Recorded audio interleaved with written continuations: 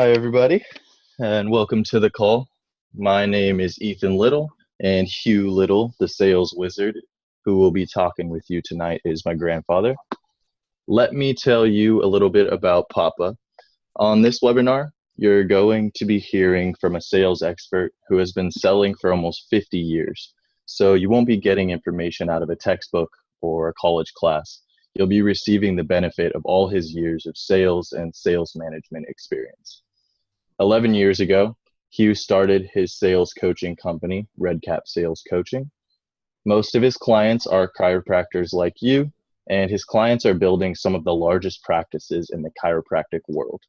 He's also my coach, so I can tell you from experience that you're going to get some great value from this webinar. You're going to get some great information about how to attract more people with whom you can have sales conversations. And ultimately, that means more sales and more revenue for your practice. And at the end of the webinar, you're going to receive a gift valued at $300. So relax, open up your mind, and listen closely to what the sales wizard teaches you and start implementing it in your practice tomorrow. And now, here's Hugh. Ethan is my grandson. He is a very wonderful young man, and I'm really proud of him. And he is a sales consultant here at Redcap and is very shortly going to be a sales coach here at Redcap. Ethan, I really appreciate that introduction. And Ethan's going to be watching the Q&A tonight. So I'd like for you to just kind of relax and take it easy. We're going to have some fun tonight. We're going to learn some things. And I am Hugh Little, the chiropractic sales wizard. And as Ethan told you, I've been selling for a very long time and coaching for quite a while as well. And it really is a thrill to be talking about this particular subject tonight, about how you can bring more people in the door. I talk to so many chiropractors and ask them, what's the biggest challenge that you have in your sales? And the answer almost always is, I just need to bring more people in the door so I have more people to talk to, and I just don't know exactly how to do that. So that's the reason that this particular webinar was put together, was to talk about how you can do that, to share some things in detail, step by step, about how you can bring more people into your practice. This is being recorded, and each of you who are on the call are going to receive a recording in just a couple of days. You don't have to worry about taking notes. You can just sit and listen intently to the things that we're going to be talking about, and then you'll be able to go back and watch the video, and if there are things that you want to look over or things that you want to remember, you can do that with the video. As Ethan mentioned, you're going to receive a gift at the end of the webinar, so make sure you stay tuned all the way to the end, because you're going to receive a gift that's valued at $300. You invested $15 to be on this call. You're not going to be asked to do anything else tonight in terms of finances. So you don't need your checkbook, you don't need your credit card, you don't need anything. You're not going to receive any offers tonight. You're not going to be asked to invest any money. So you can just relax and really pay attention to what's going on the call.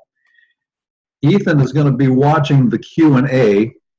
He's going to be asking me the questions that are in the Q&A at the end of the call tonight.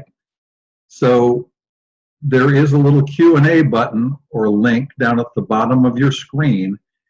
During the webinar, if you have a question that comes up and you don't hear the answer to it and you'd really like to hear the answer to it, put it in the Q&A. And when we finish with the presentation tonight, you can hear the answers to those questions, and I'll stay around as long as it takes to answer those questions for you, even if we go a little bit over time. Tonight, we're going to talk about a lot of different things, and really, we're just going to touch the snowflake on the tip of the iceberg tonight. There's so much more to this subject than we have time to share. And at the end of the call, you're going to learn how you can get more information if you want it. Well, to start out with, we need to talk about your ideal practice member. And that's going to vary. Each one of you is going to have probably a little bit of difference in who you consider to be your ideal practice member. There are three things that are absolutes when you're talking about practice members. An ideal practice member has to be willing and able to invest their time, their energy, and their money to receive the care that you have available for them. If they're lacking in any one of those three, they're not an ideal practice member. If they're not able to afford the amount of investment that you're asking them to make, then they're not an ideal practice member. If they're not willing to take the time to come in for their regularly scheduled appointments, then they're not an ideal practice member. And if they're not willing to actually put their energy into their own healing, if they're expecting you to just somehow magically fix them, they're not an ideal practice member, because you know and I know that you don't do the actual healing, you just facilitate it. And it's up to the people themselves, it's up to their bodies and their minds and their spirits to do the healing that's needed. So as you're determining who your ideal practice member really is, and I want you to really sit down when you have an opportunity tomorrow, when you have a little bit of time, to just sit down and think about who your ideal practice member is. One of the questions that you're going to ask yourself is, where do they live? What part of town are they in? Almost every town or city has areas that are affluent and areas that aren't so affluent. And obviously, you want your ideal practice member is going to come from an affluent area, typically. Every now and again, you might find someone who lives in an area that's less affluent and still somehow they have the resources to make the investment in your care. Most of the time, though, they're going to need to come from an area where people have money. Now, I know that chiropractors want to help everybody that comes in their door. I know you want to do that. In my coaching practice, I would like to help everybody in the entire world find out about what I know about selling. If they did, they'd be much more prosperous. If everybody in the world, or everybody in your town or your city or your part of the town or city, knew what you could do, or if they took advantage of what you can do to improve their health, they'd reach optimal health. They'd be really healthy people. The truth of the matter is that you are not able to take care of everyone. You just can't do it. You don't have the time, you don't have the resources, you don't have the energy to provide care for everybody in your town or city. So you have to be selective about who you accept into your practice. And you only want to accept people into your practice if you know that they really can afford to make the investment that it takes to have your care. So as you're doing your marketing, you want to focus on the areas in your town or your city or your county that are more affluent. And you want to stay away in your marketing from the less affluent areas. Would you like to coach men? Would you like to coach women? Or would you like to coach both? I have some clients whose practice is almost exclusively women.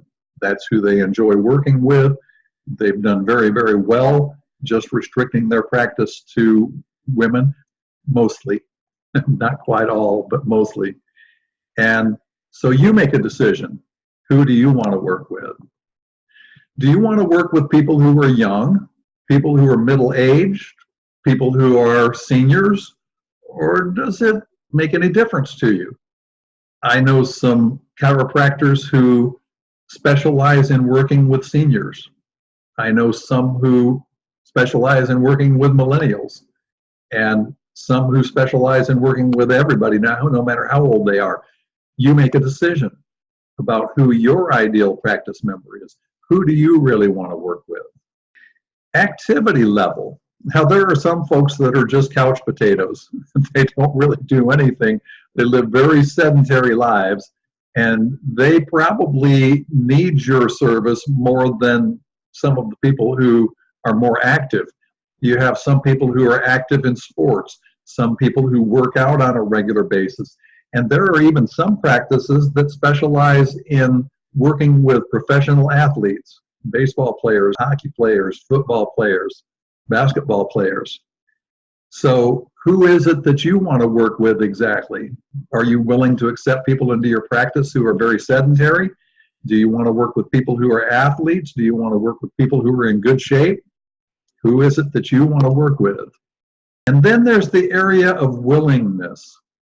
What do people need to be willing to do in terms of following your instructions and keeping their appointments and being on time and being courteous to your staff and doing the things that you suggest that they do, not only about chiropractic, but about nutrition, about exercise, about the things that will help them make their journey to optimal health more rapidly.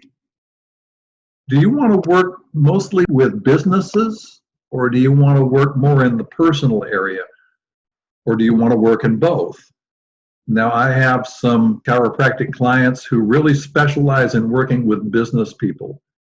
They market to businesses because they know when they market to businesses, if they can get involved in doing some education for the people in that business, they'll have people who start care personally, and the business may even pay for people to have your care. So that's one niche.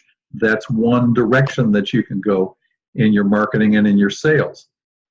The personal area, obviously, those are families, those are individuals, and you can do very well working with those folks as well as working with businesses. You can blend those two things and work with businesses and with families and individuals. The next thing you have to figure out is where they hang out. And if you're a member of a church, and especially if it's a large congregation, you may be able to market to those people, and you may be able to bring them in and convert them to practice members. Social media is another area where a lot of people hang out in various types of social media. And so depending on who your ideal practice member is, you may choose a particular social media in which to market. Tonight, we're going to talk about one of those where I believe you can find people who are really quality people and people who are qualified to be your practice members. Chambers of commerce and referral groups are places where you can find really good qualified prospects.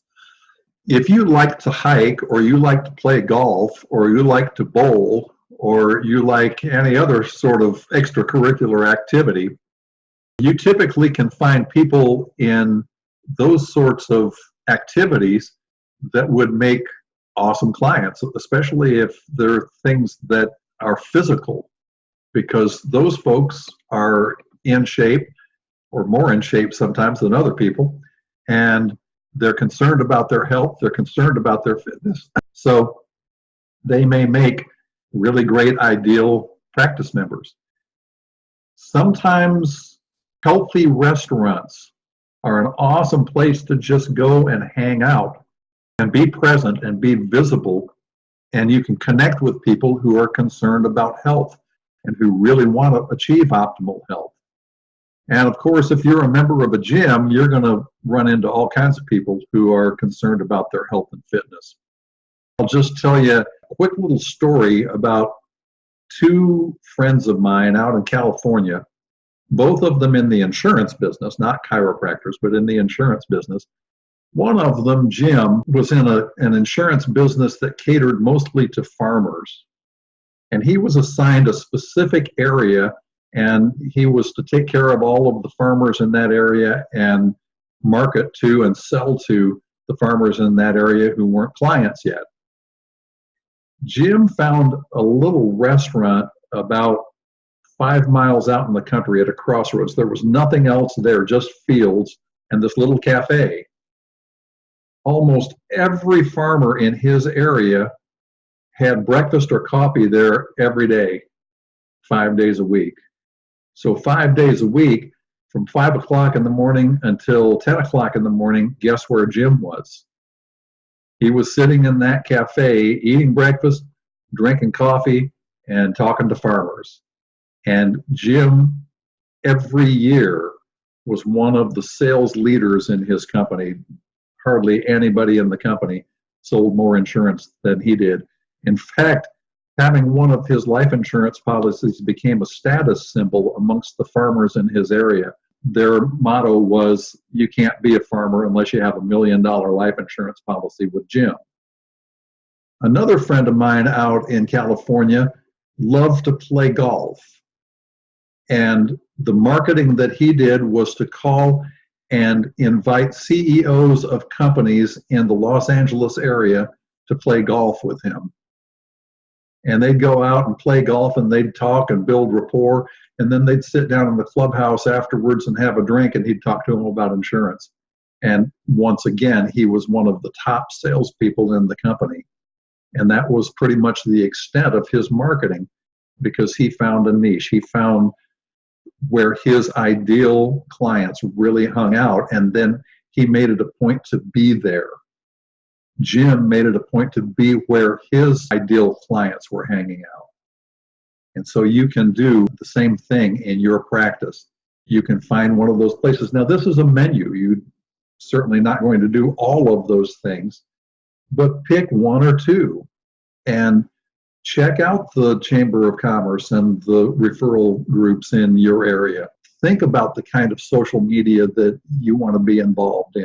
Think about the kinds of activities that you enjoy where you meet other people. Think about the kinds of places that you could go every morning for a cup of something healthy and maybe a healthy breakfast. So those are some of the alternatives that you have available to you. Now, I want to talk to you specifically about social media tonight, and I especially want to talk with you about LinkedIn.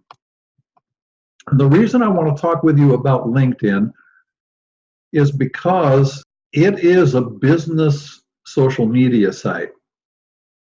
And there are a lot of CEOs and CFOs and managers and business owners who are on LinkedIn.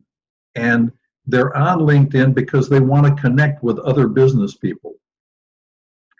Now, Facebook, if you're looking for the mom and pop family and individual market, Facebook is an okay place to be, but it's a little bit tougher to narrow down who you're connected with than it is on LinkedIn. On LinkedIn, you can find people who have the resources, who are in the socioeconomic position to be able to afford your care.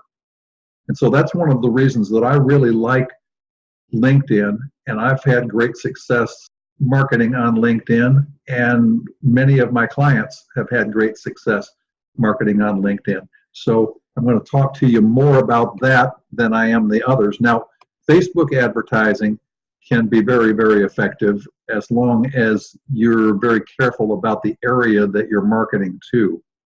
Now, the first thing that I want to talk to you about as far as LinkedIn is concerned is on your LinkedIn page, the statements that are made, the things that you say about yourself and about your practice primarily need to be you-oriented.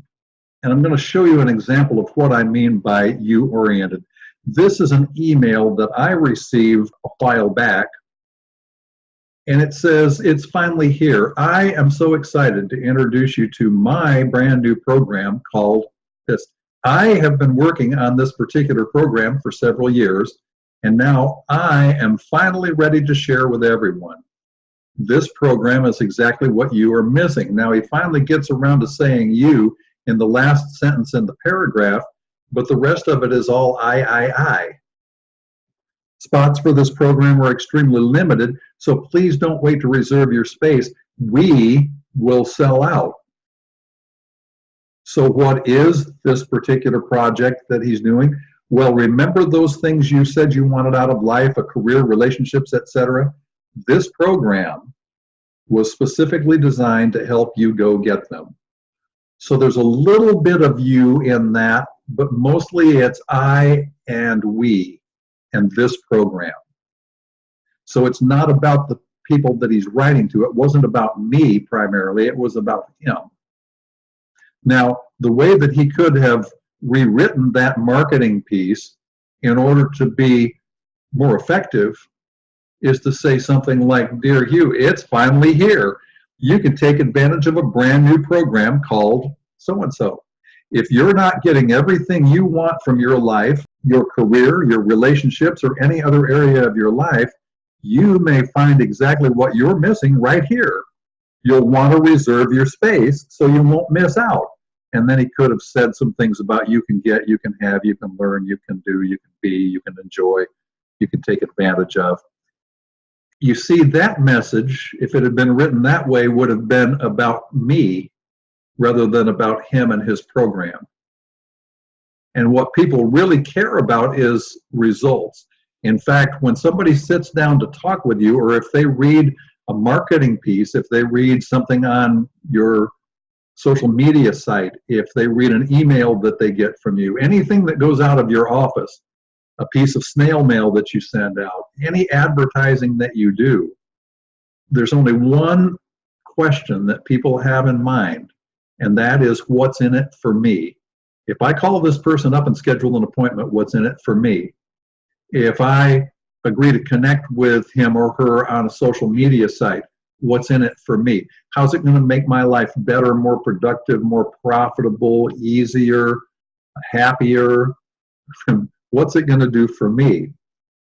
So on your LinkedIn site, there is a headline, and that headline includes your picture, your name, and just a little short blurb about who you are or what you do or something about you or your business. Now, in my opinion, if yours just says chiropractor on it, you've really missed the boat, because how many chiropractors do you think there are on LinkedIn? There are a bunch. So one of my clients on her LinkedIn site, she is a chiropractor. Her picture is there, her name is there, and her headline says, "You can enjoy optimal health, more energy, and more fulfillment in your life by improving your spinal alignment." Now, what that tells somebody immediately when they visit her LinkedIn page, they immediately know what they're going to get, the result that they're going to have if they work with her. And so anybody that's looking for optimal health and more energy and more fulfillment in their lives, they're going to be interested in connecting with her. They're going to be apt to do that. Now, down underneath the headline, the next area is called the summary. Now, before I talk to you about the summary, one other thing. The reason that this is so important, the headline, the reason it's so important is that it goes everywhere you go on LinkedIn. If you join a group, what shows is your name, your picture, and your headline. If you post a message, your picture, your name, and your headline is there. If you write an article and post it on LinkedIn, your name, your picture, and your headline is there. Even when you connect with someone else for a few days on their LinkedIn site, it will say connected with your picture, your name, and your headline. So people looking at their page will see your headline. Oh, that's interesting. I think I'll go over there and look at theirs. So that's why the headline is so important. because it's everywhere you go on that site. There's a summary page, and I'm not going to read all the way through this. I'm just going to point out to you, and when you get your video, you can look at this in detail, but it's all you-oriented. There are 3 paragraphs. The first paragraph is about the biggest challenges that your practice members have, whether that's back pain, neck pain, headaches, low energy level. You lead a busy, active life, and it can take a toll on your body, and you have some symptoms like loss of vitality and waking up tired and various illnesses. And the root of all of these is the restriction of energy flow in your body. It's stress that pulls your spine out of alignment. All of those kinds of things, the things that are problems for your typical practice member. The next paragraph is the good news. Here's the good news. It doesn't have to stay that way. And then you tell them what they can have. Now, this chiropractor, my client, is a network spinal analysis chiropractor. And so she talks with them about how their symptoms can be relieved and how they can take a journey to optimal health, where they feel better, they handle stress more effectively, they enjoy life more, and they have the energy to accomplish the things they want to accomplish. So it's all about how their lives can change and how they can have a more enjoyable, pain-free, healthy life. The third paragraph is a call to action. And your call to action can be a telephone number. It can be to send me a message here on LinkedIn. It could be to go to a website. It could be to go to your appointment schedule. There's all kinds of different ways that you can do that. This particular chiropractor said that she could be contacted by messaging her on LinkedIn or calling her telephone number. So it's a call to action to have a friendly conversation and find out whether they're a good fit for the practice and whether the practice is a good fit for them. When you go to your LinkedIn page, up in the upper left-hand corner, you'll find a little box that says search. You can put a number of different things in that search box. You could search for a person. You could search for a company. You can search for a particular geographic area, a particular town or city. And you can also search for a particular type of career or profession. Now, I put Orlando, Florida into the search box today, and I found that there are 1,260,553 people who are on LinkedIn from Orlando, Florida. That's a whole bunch of people, folks. And you'll find that in almost any city or town that you're in, you'll find, if you just put in the name of the town, you'll find a pretty significant number of people who are on LinkedIn in your town. Now, the reason that you're doing this is because you want to attract local people. And I would suggest to you, if you don't have a LinkedIn page, certainly start a LinkedIn page. If you do have a LinkedIn page already, don't connect with just anybody that sends you a connection request, and don't send out connection requests to people all over the country. Use your LinkedIn page to connect with people who are in your local area, who are within easy distance of your practice, and then market to them. When you put something in search, you'll have a list of names that come up, and then over on the right-hand side of that page, you'll find a little link that says All Filters. And when you click on that All Filters link, I put in second and third connections, because the first connections are already people I'm connected with.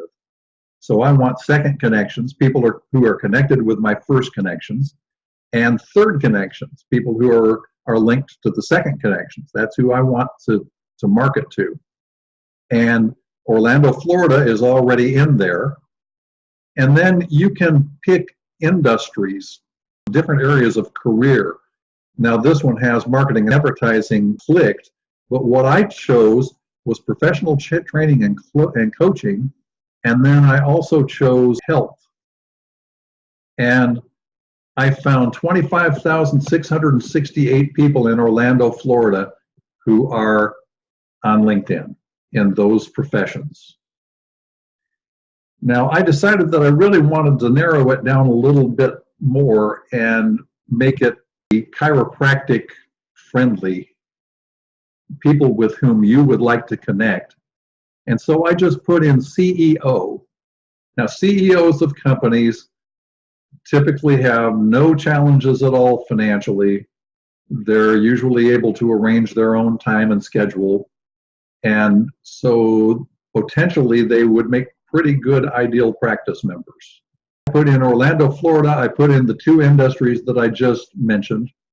And the very first name that I came up with, and there were 1,073 results, 1,000 people in Orlando, Florida, who are CEOs of companies.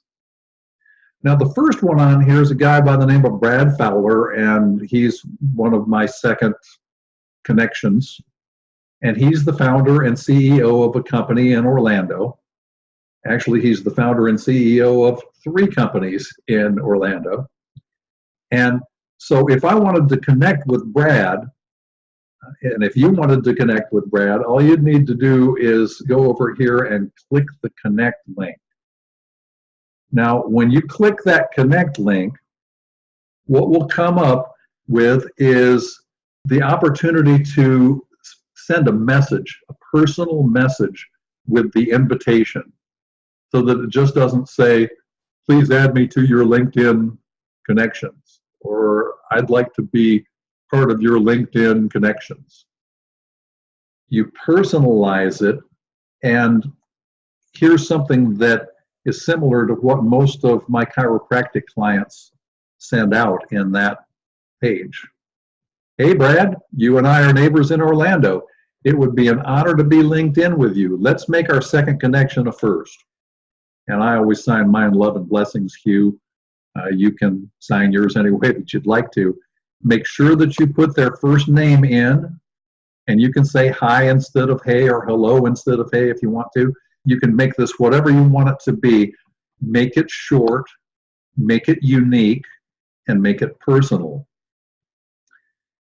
Sometimes people are worried about sending out connections on LinkedIn to people that they don't know.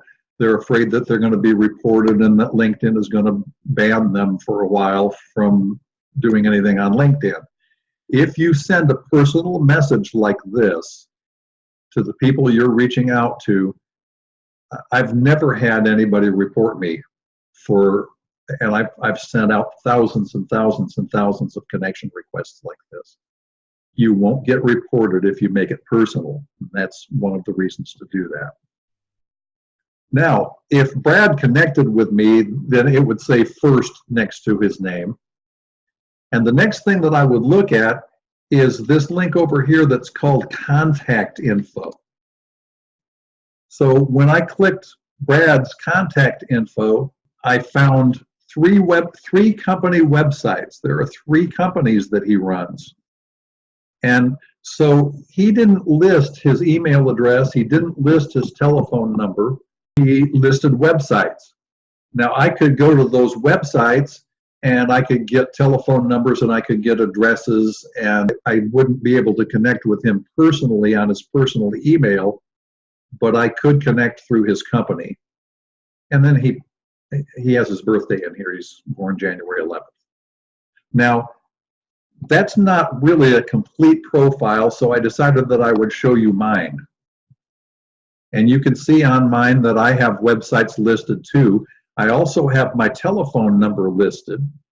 And if you scroll on down, I have my mailing address, I have my email address, I have the way that you can connect with me on Twitter. So there are various ways that you might be able to get in contact with me other than just sending me a message on LinkedIn. Now that becomes important later on because, and by the way, this is a more typical profile than Brad's is. Almost all of the people whose contact information I look at have their email address and their telephone number in there. That makes it possible because now you are connected with them on LinkedIn, which means that you have tacit approval to contact them. You can send them a LinkedIn message. The challenge with sending LinkedIn messages is that sometimes people aren't on LinkedIn every day. Almost everybody checks their email multiple times every day. Almost everybody checks their text messages multiple times a day.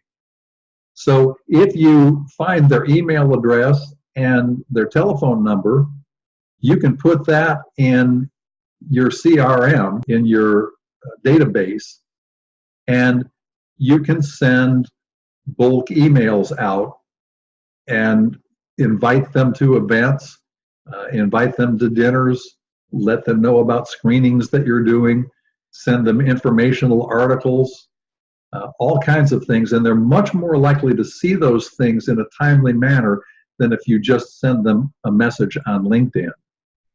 So it's a way to reach out and make connection, make contact with these people that you're connected with on social media.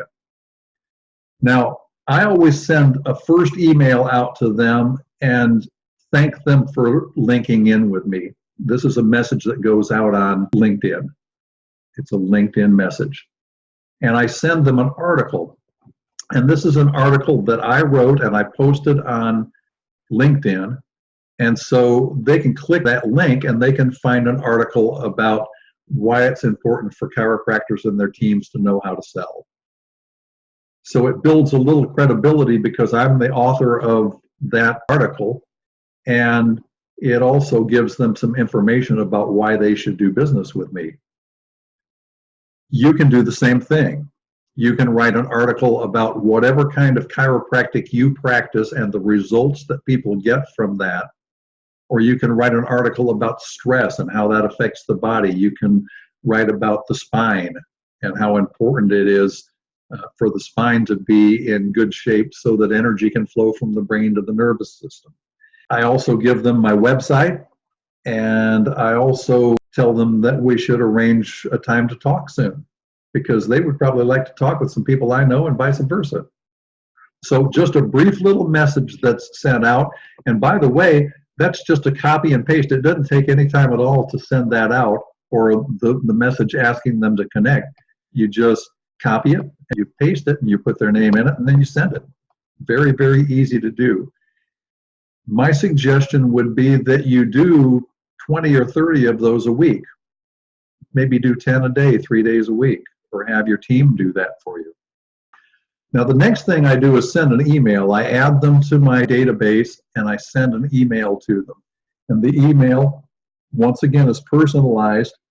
You're receiving this email because you and I are connected on LinkedIn. I want them to know that right away. Because if I don't just send an email and I don't say that, I have a high rate of people who opt out because they don't know who I am, they don't know where it came from. But if I tell them that we're connected on LinkedIn, they know why I'm sending a message to them, and they know that we're connected. And then I explain to them that email is a much simpler way for them to receive valuable articles and information and invitations to webinars like you did tonight and those kinds of things. And if they don't wish to receive emails from me, they can unsubscribe. The people who unsubscribe, I also take out of my LinkedIn connections. Because if they don't want to engage, if they don't want to hear from me, if they don't want any information from me, if they don't want to learn anything from me, if they don't want to talk to me, then it's useless having them on LinkedIn. Sometimes people are really, really proud of how many people they have as LinkedIn connections. Oh, I've got 2,000 LinkedIn connections. I'm doing really great. Well, how many of them actually correspond with you or open your emails or go to your seminars or really engage with you in any way? Those are the ones that are important. I'd rather have 50 people engaged with me on LinkedIn than 5,000 that are just a list of names that take up time and space. Now, There are a number of different ways once you are connected with people on LinkedIn and they're in your database and they've received that first email and they didn't opt out. And the first thing is that you can invite them to community dinners. That's a dinner that you put on and you give a talk at that dinner, and then you make an offer to them at the end of the talk. And the offer typically is something like you can come in for a consult and get your testing done, have a consult with the doctor, and have your first adjustment. And normally you'd have to invest $250 to do all of that. If you go ahead and sign up tonight, make an appointment tonight to come in and do that, because you were kind enough to come out for the dinner tonight, you can do all of that for just $75 tonight. Community dinners have been very successful for a number of my clients. Then they typically put 40 or 50 people in a room. They buy dinner for everybody, and they typically get a large percentage of those people who sign up to come in for a consultation and testing. And then they have an opportunity to have a sales conversation with them and talk with them about a care plan that's available to them and several options that they have available financially to take advantage of that care plan. So that's kind of how that process goes. The next thing that you can do are lunch and learns. And lunch and learns are done for companies. And you go in and you have the people at the lunch and learn, you talk with them while they're having lunch that is provided by you or through you. And you talk with them about ergonomics, or you talk with them about posture, or you talk with them about boosting their energy level, or you talk with them about something to do with health and chiropractic. And at the end, you make a similar offer. You can come in for a consultation. You can come in and you only need to invest X number of dollars. You give them a savings for that rather than giving it to them for free. You ask them to invest a little bit of money in the process. Now, I said that you can provide lunch yourself, or it can be provided through you. And here's something that you can do to find good prospects for lunch and learns. Go and talk to your local health food restaurant or a popular restaurant in your town and ask them if you can put a little bowl on their front desk where people come in before they're seated, or where they pay their bill when they leave. And they can put their business card in a drawing for a free lunch and learn for their company. And then you go down once every week or so and collect the business cards that are there. You can pick one of them. You can talk to several of them. Any of the business cards that are in there, if they're the kind of company that you'd like to do a lunch and learn for, and you know that there are going to be some good prospective practice members that are at that lunch and learn, then call up and tell the people that they've won the drawing that they can have a free lunch and learn. What you also do is talk to the restaurant about catering that and doing it at their expense, so that they have exposure to all of the people at the lunch and learn. They get to try the food out that the restaurant prepares, and that will bring new customers. So there's something in it for the restaurant, there's something in it for the company, there's something in it for you. It's a win-win-win all the way around. The next thing that I'd like to suggest to you is the door-to-door approach. And this doesn't have to be icky or scary at all. You don't have to go in and do some kind of a big sales pitch. Order some mugs that have your logo on them, and then put a little ribbon on the handle of it and put in one of your business cards. Put in a little card that has an invitation to your next event that you're doing, whether it's a dinner or a lunch and learn or whatever it is. Put in some herbal tea bags, put in some nice little pieces of candy, just a really nice little gift mug. And when you walk in the door of a neighboring business, and just start with the ones that are closest to you and work out in concentric circles, walk into the business, talk to the owner or the sales rep or the receptionist or whoever it is that happens to be there at the time, and just say, "Hi, I'm Dr. So-and-so from such and such chiropractic office right next to you here, or right down the street. And I just came in today to introduce myself to you, and here's a little gift that I wanted you to have. And by the way, you can come to a class if you'd like to, that's happening next Friday night, and all the information's in your mug there about that, or you can come to a community dinner and have dinner on me and hear a talk about how you can get healthier." All the information for that, to register for that, is in your mug too. I just wanted to stop by and say hi and bring you this, and it's been very, very nice to meet you, and hopefully I'll see you again soon. And you're out the door. You haven't tried to sell them anything, you just took them a really nice gift and gave them a little piece of information about how they can enjoy something nice. So that's the door-to-door approach. I have a client down in Atlanta, Georgia, who is just knocking them dead doing the door-to-door approach.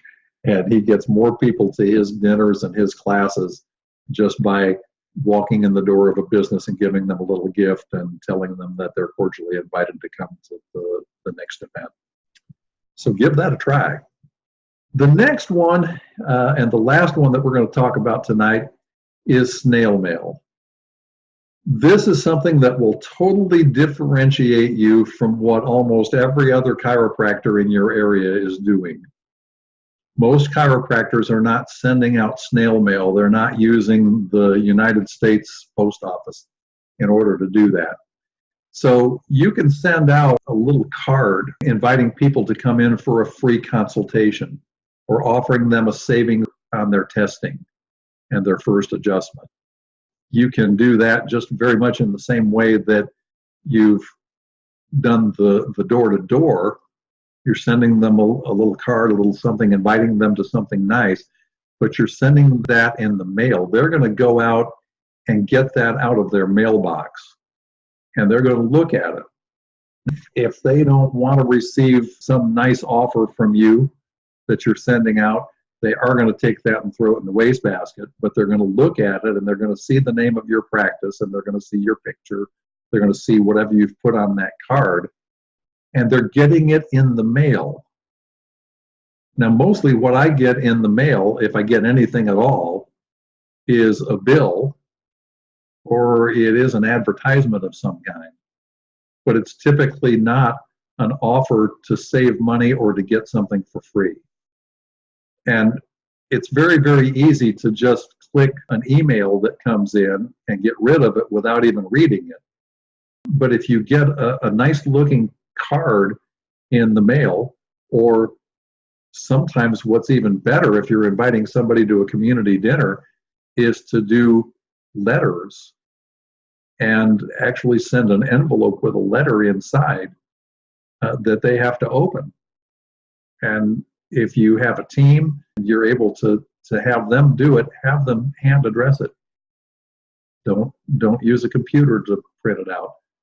Hand address it. Getting a hand addressed letter is something that's really unique. Almost everybody will open that and take a look at it.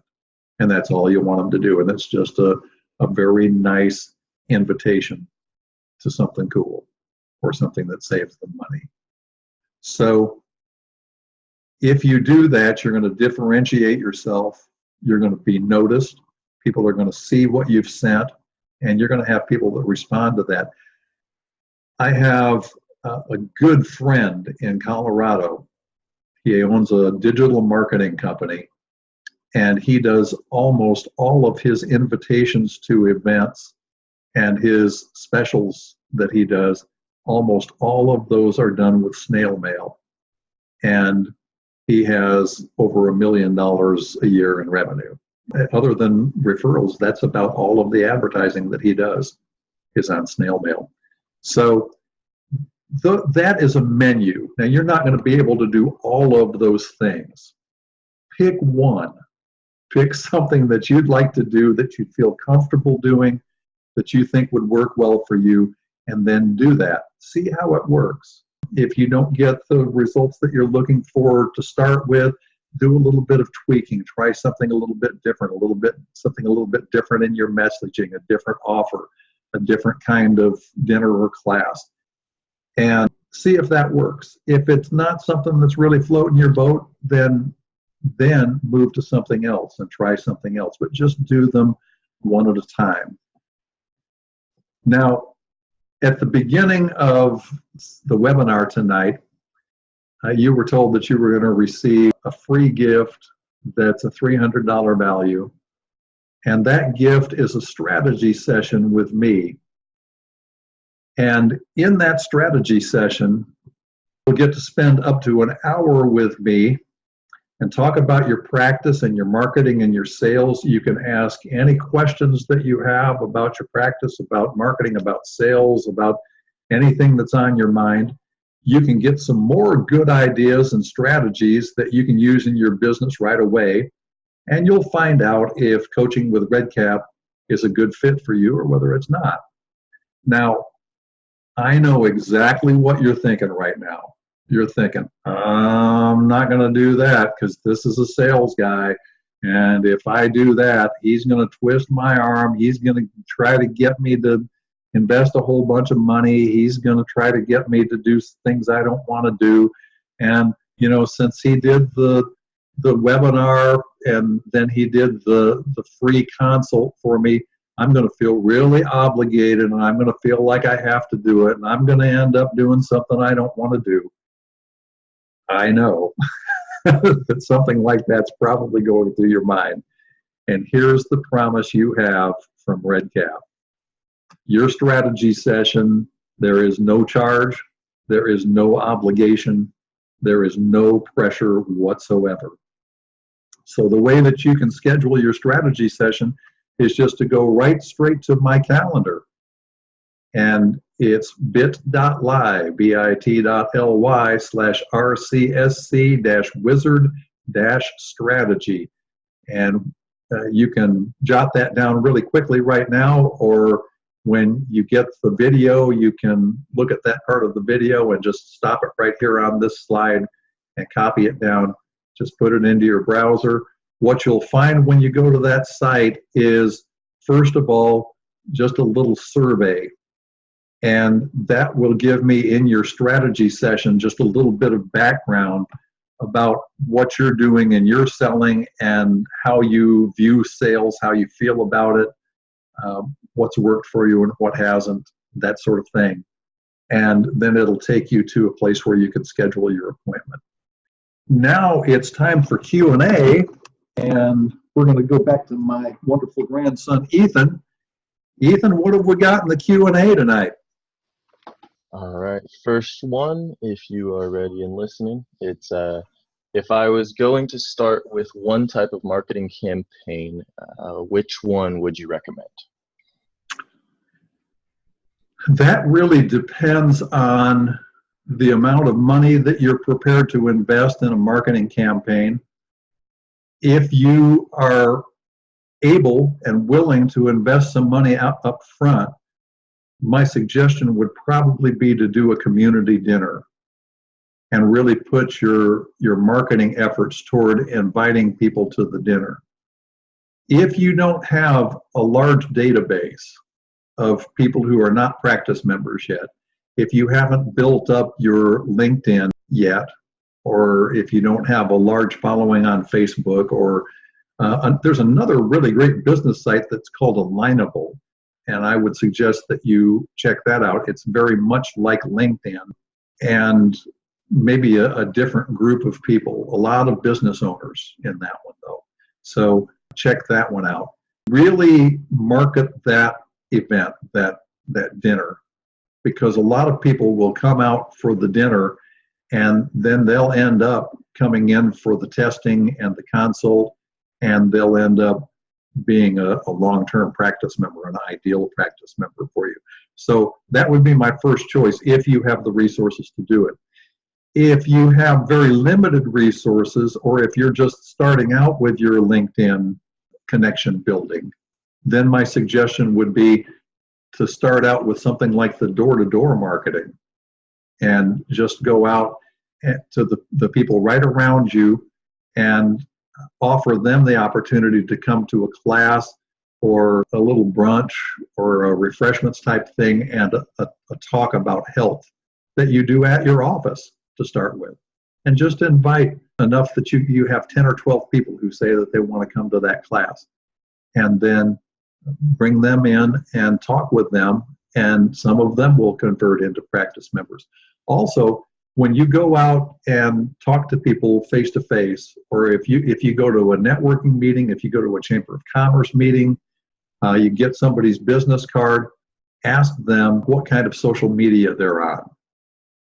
And if they tell you that they're on LinkedIn, or you can ask them specifically, are you on LinkedIn?